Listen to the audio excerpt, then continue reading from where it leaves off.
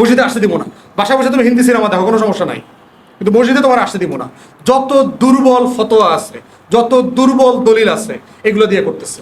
অথচ আল্লাহ রসুলের পিছনে হাজার হাজার মহিলারা নামাজ পড়ছে, যুদ্ধও করছে।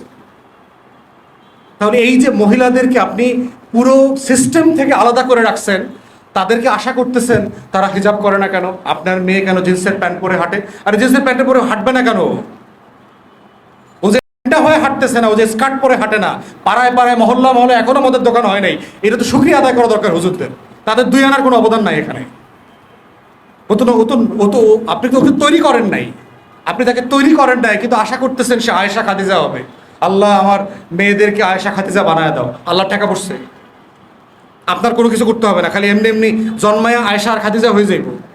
তাহলে তার যুদ্ধ করা লাগতো না মুসলমানদের, আল্লাহ রসুলকে আহত হওয়া লাগতো না, হাজার হাজার সাহাবীদেরকে জীবন দেওয়া লাগতো না। তাহলে ওলামায়ে কেরামদের হিউজ রেসপন্সিবিলিটি আছে, এবং 24-এর গণ অভ্যুত্থানকে নিয়ে তাদের কাজ এবং দায়িত্ব আরও বেশি, কারণ ওনারাই হচ্ছেন শিকারের প্রথম ধাপের আছেন।